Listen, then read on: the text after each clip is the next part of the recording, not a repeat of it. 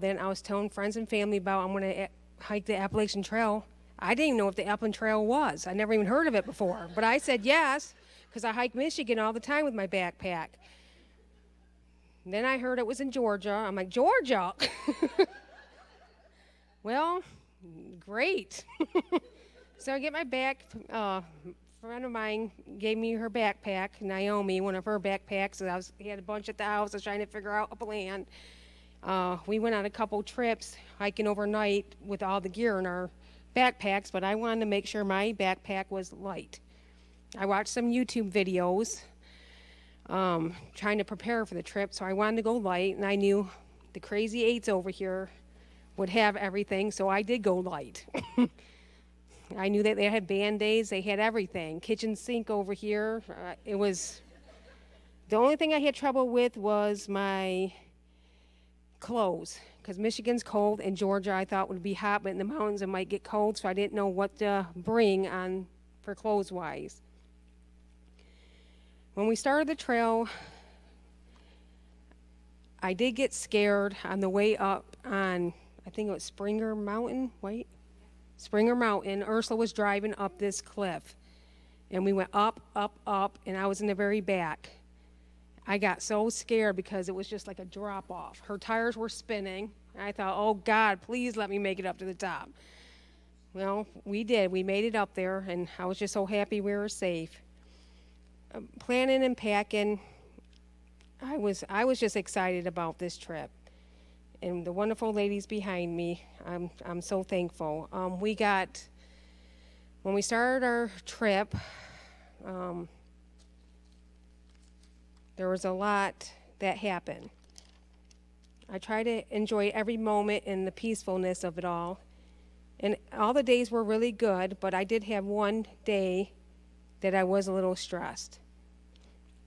And all the days were great, but we walked miles and miles one day, and I was getting tired, and I had to pee, and I stopped for a moment, and there was this beautiful creek that was going through. Very beautiful. The trees, the sun was shining in, and me and Naomi usually stuck together because our pace was different than the other girls.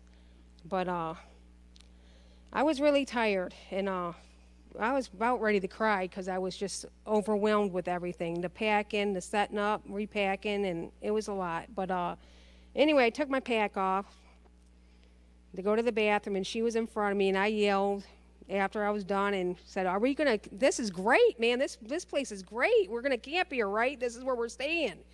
Because I thought, she had stopped a little bit before, and she said, no, this ain't our spot, we gotta keep going. I was so mad.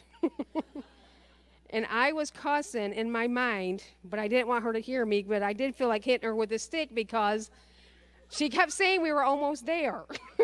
And I thought we were there. We came to this one spot where our phones would work a little bit, but that was great for me because I didn't really use my phone very much. But when we did get to our destination, I was relieved, but I was worried about the other girls that were hiking because they still had a long ways to come. Very thankful we made it. It was hours before they got there. And I was so happy when they did finally arrive because we wanted to be all together and make sure everyone's safe. When we got our tents, everything set up, some of these ladies, I don't know how they did it, but they walked another mile back so they can use their phones. And I thought, they are absolutely crazy. But they wanted to talk to their loved ones, and I was so happy they got to do that. And there's one of the times that we were walking this big, beautiful rock we had stopped at.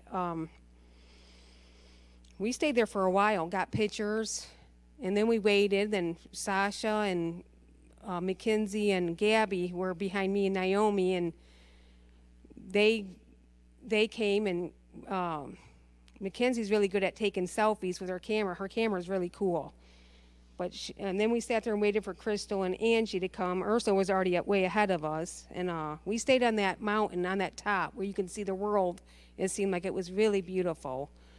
Wanted to get really close, but you got to be safe. But I just can't. I wish it was just a moment that was really peaceful for all of us.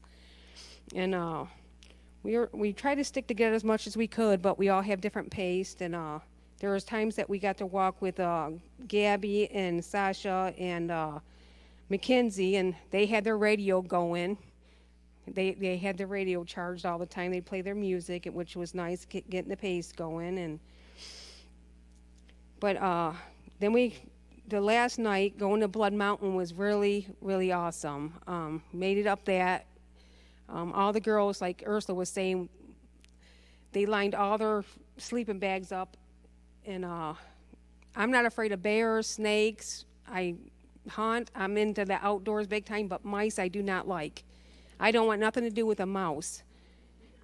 Any mouse in my house is a dead mouse. And every night when I was on the trail, I put my little green tin up, and I would put cayenne pepper around it every night because I didn't want mice chewing my tent. I don't want them on me, and I don't want them by me. And I knew to stay away from those shelters. But the one shelter, I didn't have a choice, and I had to stay at Blood Mountain. Miss Ursula was saying that nobody can put their tents up because it was all rock. We couldn't. So when she was around, all the girls had their sleeping bags in, and I snuck my green little tent in there with the girls because I just knew there was mice in there. So I had my tent with all these ladies behind me in this little room, and I was zipped up in my cozy tent. And they had put the cayenne pepper around. It was burning my eyes. It was so much because we were inside. But I had a good time. And God was with all of us.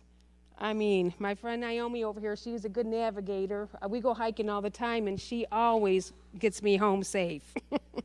Very thankful that we had the same pace.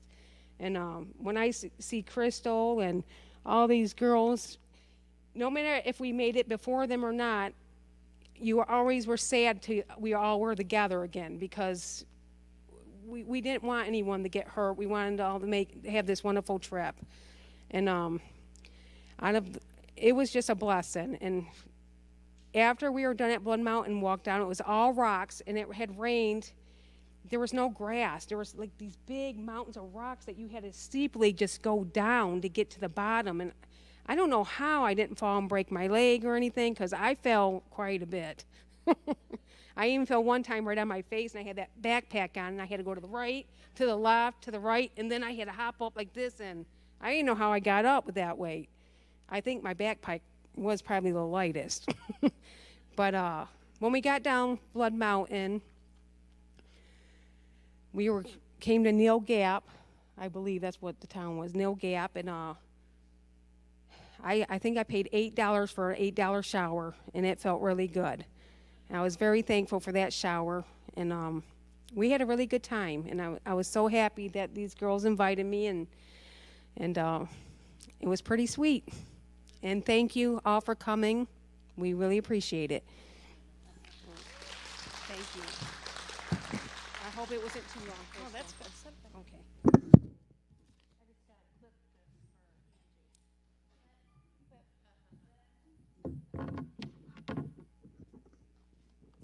So these girls did a really great job sharing this story, didn't they?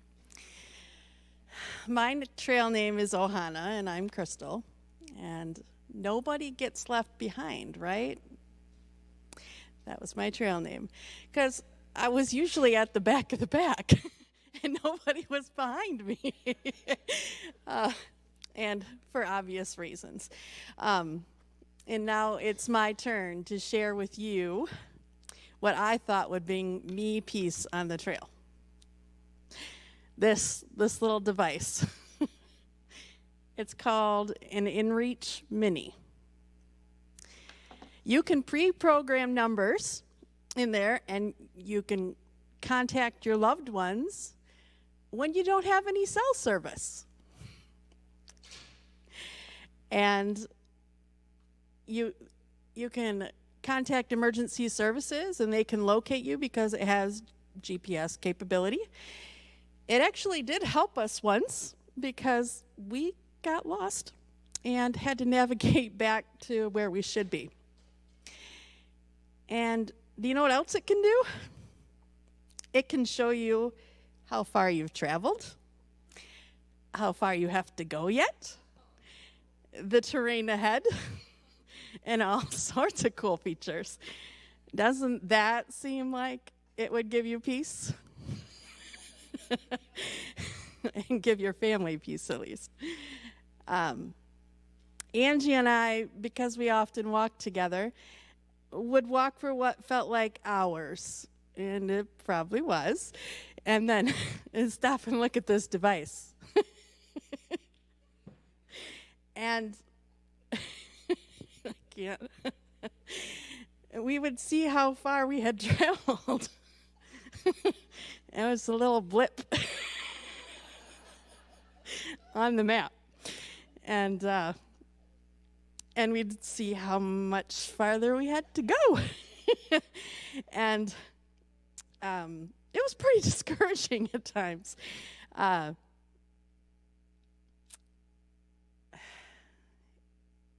And what was the most valuable lesson for me on the trail was to just stop looking at the map. And just living in the moment we were in right there. Praising Jesus for who he is, for the bonding of the friendships that was happening along the journey, for the continual dependence on God to get us through the moment. There were physical athletes that were struggling as they were going by to do these trails, and I thought, woof, what are we doing? And I can assure you I was not in shape to do these trails. I gravely misunderstood how hard 7 miles of mountains would be. And so the song we often sang, Keep Me in the Moment, became a bit of a theme song for Angie and I. And I've heard others express that music helped them along the trail too. When we got back from the trail and came to church, Pastor Jody was preaching a message on living in the moment.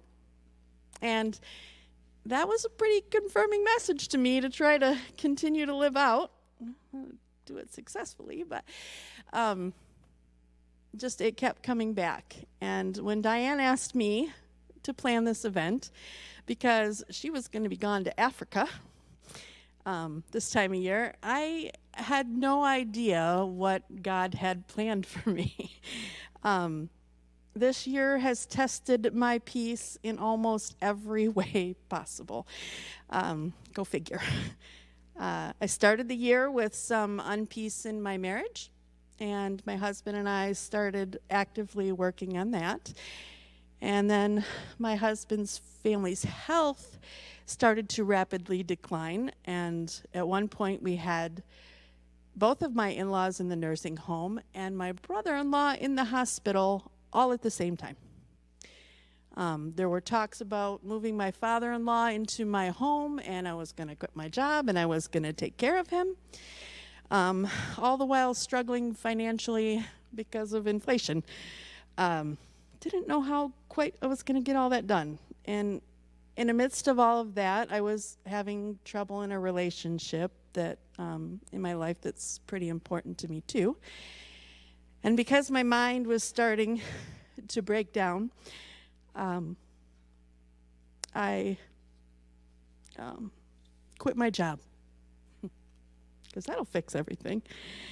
And I started another one so that I would have more hours for money and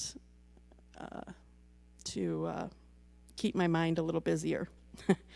And then, if that wasn't enough for the year, my husband lost his job. And we were out without his source of income and our health insurance and all the things that come with that. And I thought my change of jobs would bring me some peace. But what happened instead is I started to have panic attacks for the first time in my life. Hadn't really experienced that before. Here I'm supposed to be giving a speech to you all on peace. And in just a couple of months, and I'm having panic attacks. And I would cry, Lord, please help me. And for right now, I would like you to imagine what your greatest fear is.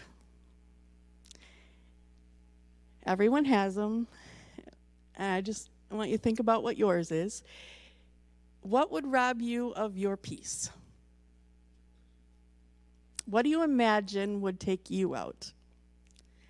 Because if I hadn't gone through enough of all of that, just a couple of months ago, my biggest fear did happen.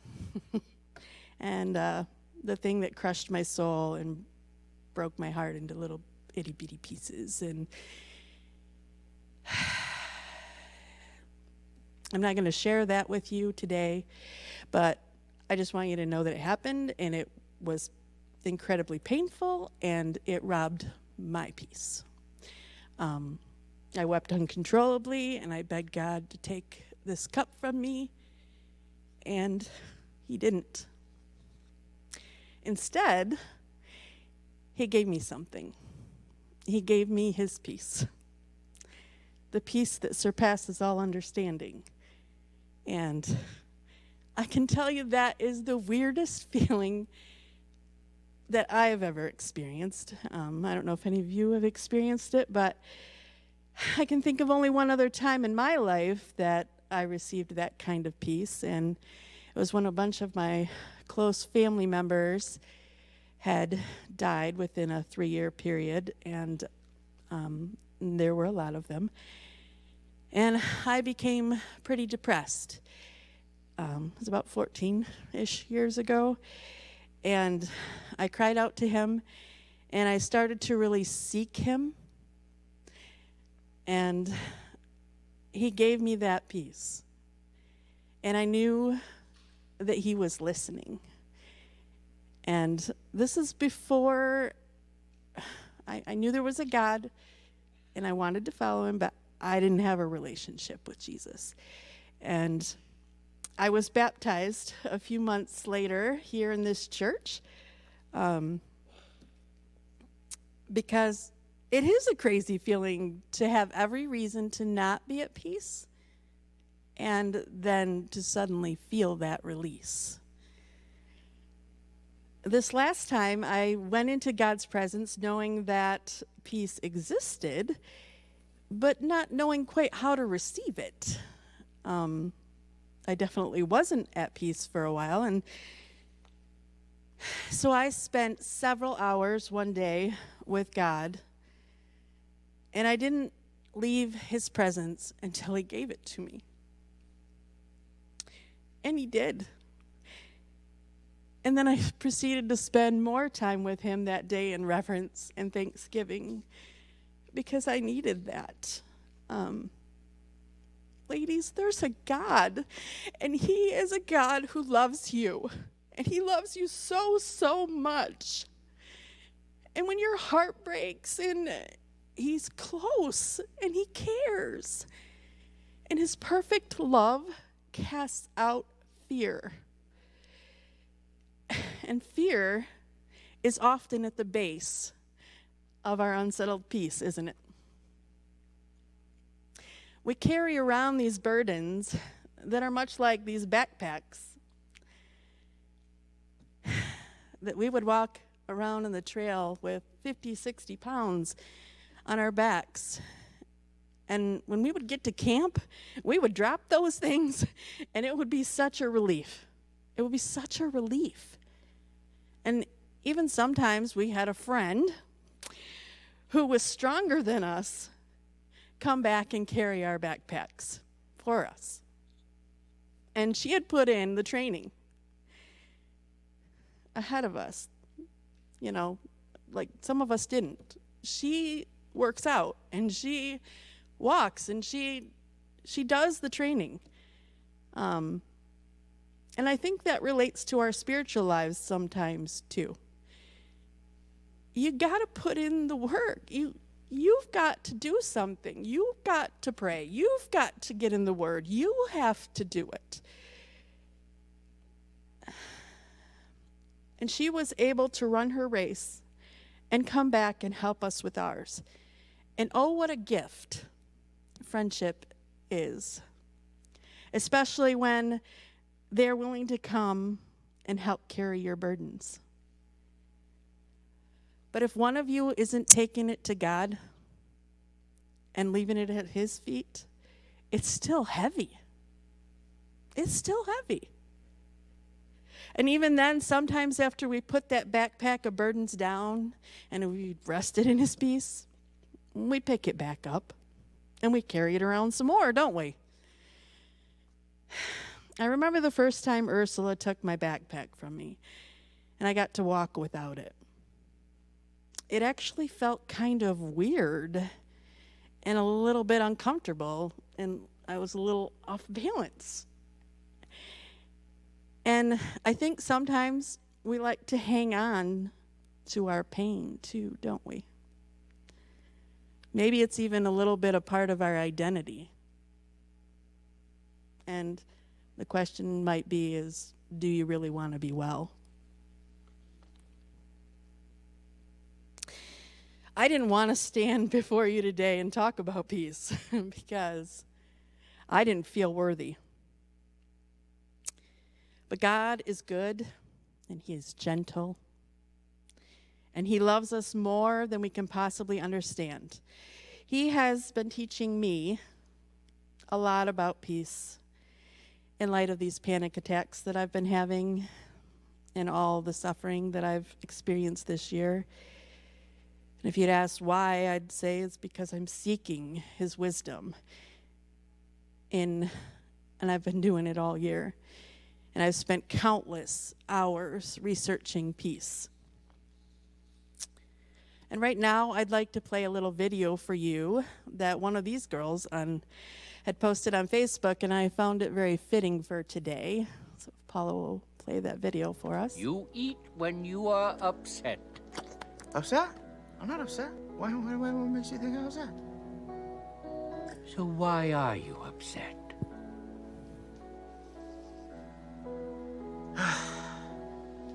I probably sucked more today than anyone in the history of Kung Fu, in the history of China, in the history of sucking. Probably. And the 5. Man, you should have seen them. They totally hate me. Totally. How's Shifu ever gonna turn me into the Dragon Warrior? I mean, I'm not like the 5.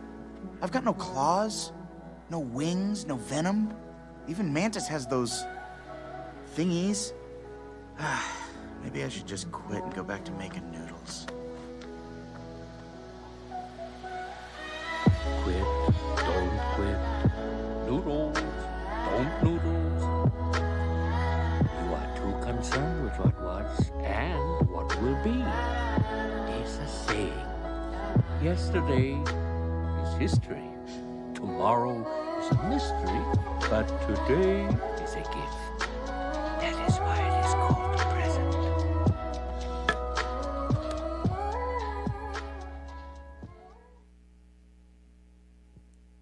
We have the present. And on your tables, there's a present for all of you. Those little white boxes. There's not actually anything in it. It's an hourglass shape. And it's to remind you to live in the present. Not regretting yesterday and not worrying about tomorrow. And I'd like for you to read this verse with me. Paula will bring that up. It's Philippians 4, 6 through 8. Don't worry about anything. Instead, pray about everything. Tell God what you need and thank Him for all He has done. Then you will experience God's peace, which exceeds anything we can understand. His peace will guard your hearts and minds as you live in Christ Jesus. And now, dear brothers and sisters, one final thing. Fix your thoughts on what is true and honorable and right and pure and lovely and admirable. Think about these things are excellent and worthy of praise. What I'd like you to do right now is think about the thing that is robbing your peace. And I'd like you to write it down on that piece of paper that's in front of you. You don't have to do it right now, but if you want to, you can. Think about what's robbing your peace. And your assignment is then to use this verse and replace your thoughts using it. Make it obedient to Christ. And just like the video, I'm going to give you a little example. What if we believe God can never do in us what needs to be done for us to be at peace? And what does God say about that? In Philippians 1:6, he says, I'm sure of this, that he who started a good work in you will carry it out to completion until the day of Jesus Christ. And so this is just one example of what I'm talking about, and I want you to think about what yours is and take some time to search it out and ask for help if you need it. And then I want you to rehearse it every time the thought of something threatening to rob your peace comes to mind. What I've been learning is that we have the power to change our thought patterns. And my son has sent me a little YouTube video, and I kept putting it off. And last week I was pretty sick, and I couldn't do much besides sit around and watch TV. And so I finally took the time to watch it. And it was about pain and how much we can truly endure if there's a purpose behind it. For instance, if you have a childbirth, marathon runners, mountain climbers, but if we see no purpose behind our pain, then it becomes harder to endure, doesn't it? My son's a little wise beyond his years, and I'm pretty appreciative of him sometimes. And I'm here to tell you that the Bible says, in all things, God works for the good of those who love him, who are called according to his purpose. You might not be able to see it, but you can trust that God's at work. Our lives ebb and flow, and as I look back through the pictures of the year, I can see a lot of great things, a lot of peaceful things. I truly felt peace when we were out on the trail, even though it was stinking hard. Cherish the peace when it comes, because negative emotions can coexist with positive ones. You can look at those two different things. Climbing those mountains was very hard, and we were at peace. And life is like that. And you just need to trust that God is sovereign, and he's in control, and he has you, and he loves you. And spend some time praying. Another really cool fact that I learned was that praying for just 12 minutes a day over an 8-week period of time can change your brain to such an extent that it can be measured on a brain scan. And that's according to Dr. Carolyn Leaf. So I'd like to take the prescription I've set before you. I used that verse, Philippians 4:8, to cure my depression back 14 years ago. And I've managed to mostly stay depression-free in these 14 years using that verse. And I'm going to continue to use it to try to cure this anxiety and start praying and trusting the God who's in control. He's already working, because Satan threatened to steal my peace just yesterday, and he didn't win this time.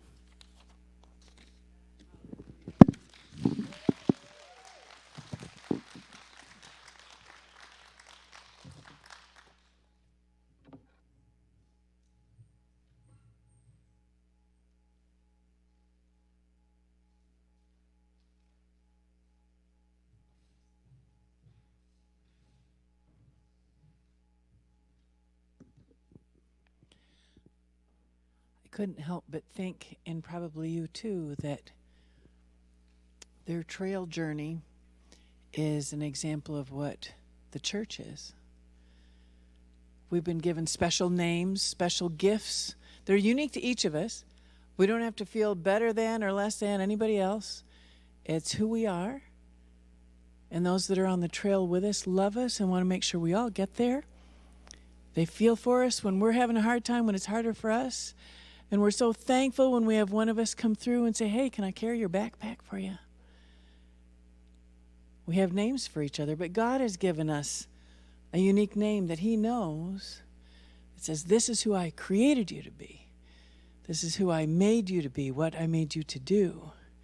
And when you realize that you're on this trip together, and when you realize the awesomeness of the journey that you're on, even when it's hard, even when it's unexpected, even when there are rats, this is an adventure that's worth traveling on. It's worth it. And they now are different people because they've done it.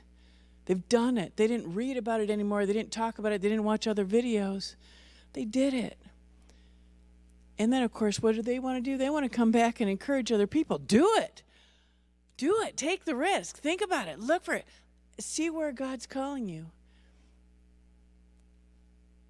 And so I ask us as we come together to do some of our worship time, our next song that we're going to do is a prayer. This is going to be our prayer time as you think about what is God talking to you about in all of this.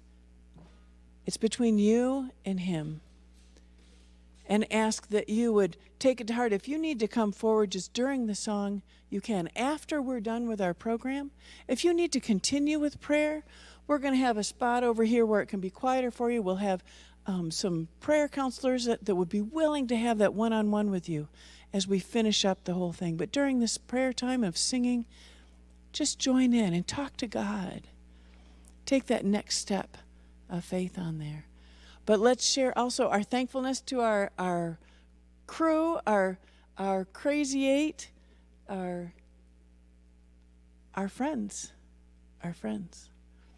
So would you join me in, I guess it feels a little odd right now because it's a very holy moment, isn't it? But let's stand as we get ready to sing, and let's think of blessing towards this crew for sharing what they've shared with us.